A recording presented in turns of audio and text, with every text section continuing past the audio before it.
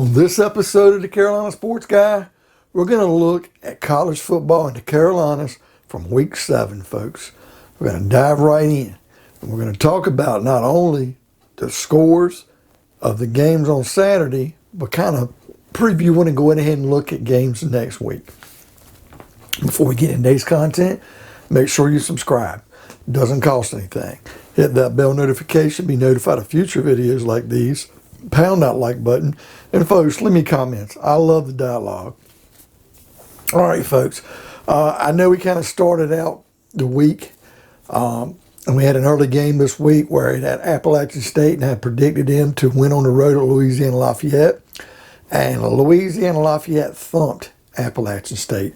So it's not going to set up the game that's coming up on Wednesday night to start this week 8 off to a start, which could have been, because now Appalachian State's got 2 losses as number 15 Coastal Carolina comes into town. But we'll get to that in a minute.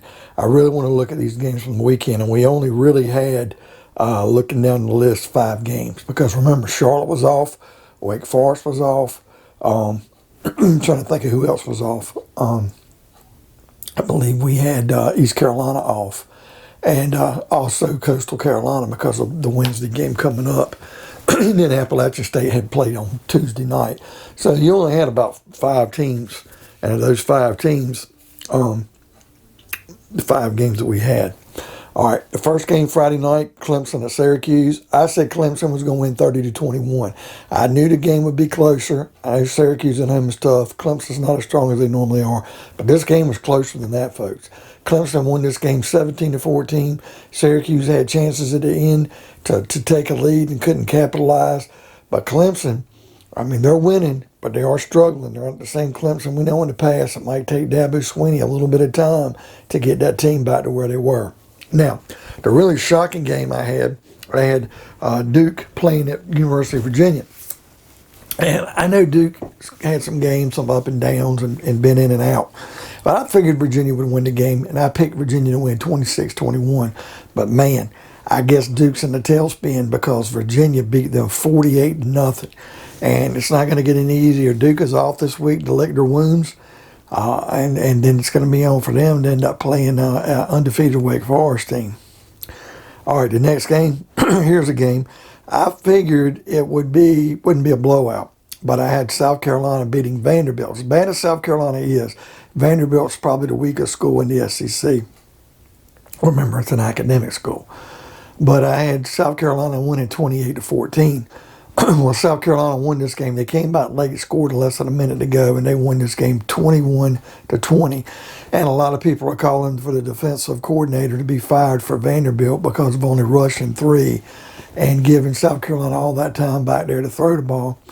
And it's a game Vanderbilt really let slip through their hands. But South Carolina, remember, it's not like they're an elite team. They're struggling this year as well. And another game that was a surprise. I had North Carolina State beating at Boston College. I figured it'd be a 30-27 game. I really almost picked Boston College to win. They've been playing well this year. I know NC State dropped the 1 game at Mississippi State, but I said State would win the game by 3. Well, NC State goes up to Boston College, and it was 10-7 at the half because State kicked the field goal like on the last play of the half. So a close game. But in the second half, man, State just murdered Boston College. And they go away winning that game 33-7. And finally, folks, the game that I was probably spot on. I said Mike Brown and UNC would have won at home against Miami. Their back was against the wall. And I said North Carolina would have won 28-24, a 4-point victory. Well, North Carolina won, but I didn't put enough points on the board. But I did have them pretty close where I said it was a 4-point win. North Carolina won by 3. They won 45-42. So I was pretty much spot on that game. So then this upcoming week, North Carolina's off and Duke is off. And I know, like I said, Duke's got to play Wake Forest next. We got Wednesday night, Coastal Carolina, number 15, is going to Appalachian State. I want to say Coastal Carolina is weaker on the road, and I know they are. And Appalachian State has not been beat at home yet. And I would have picked Appalachian State, but the way they got beat by Louisiana Lafayette and Coastal Carolina so much on the line, I'm going to go ahead and say, the Sun Belt will be a big shakeup if Appalachian State wins that game. But I'm going to pick Coastal Carolina to win this game 27-24. It should be a really good game, folks. And Thursday night, we got Florida Atlantic traveling to play Charlotte in Charlotte. And I've got Charlotte winning this game 28-20.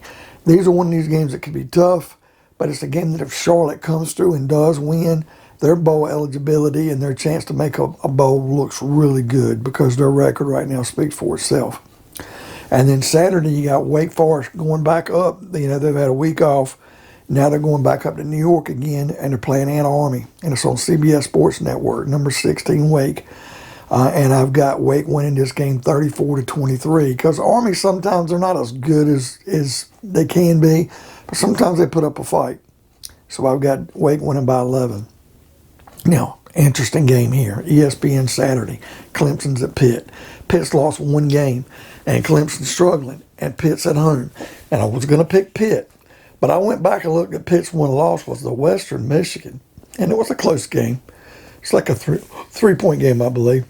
I'm going to pick Clemson to win this game again. I think, much like I picked Mac Brown and North Carolina to stave off because they're fighting for the season, I think Clemson's going to go off. I wouldn't say it's pulling off an upset, but it is going to be a daunting task. And I think they're going to beat Pitt in Pitt 31-30. East Carolina's playing at Houston on ESPNU. Okay, this is Saturday. And I've got Houston winning this game 27-20 over East Carolina. I think East Carolina's getting better and improving, but I think Houston will still handle their business at home. Now, South Carolina's got to go to number 21 Texas A&M, and I don't think they're going to do well. I don't think they're going to get blowed out. I think they're going to kind of hang in here, but I wouldn't be surprised if it's a blowout. But I got Texas A&M winning this game 28-13. And then finally, on ESPN2, number 22 NC State is going to Miami. I've got NC State winning this game 31-21. I think State's got a really, really good team, and it's setting up a showdown in a couple of weeks where they're going to probably have to go out and face 2 or 3 weeks. They're going to be facing Wake Forest, and that's really going to be very vital for the division to see who's going to maybe end up in Charlotte playing for the ACC championship. Okay, folks, what do you think of today's video? What game were you impressed with this weekend? Which one do you think was the most exciting? Well, first of all, I really thought the Clemson-Syracuse game was great. UNC-Miami was also an awesome game, folks. What game were you kind of surprised? Virginia beating Duke by that much. Really was shocked. And NC State beating Boston College handily was pretty good. Leave me some comments. Pound that like button. Hit that bell notification to be notified of future videos like these. And by all means, folks, subscribe. Uncle Chucky loves subscriptions, and they're free. We'll see you next time on another episode of Carolina Sports Guy.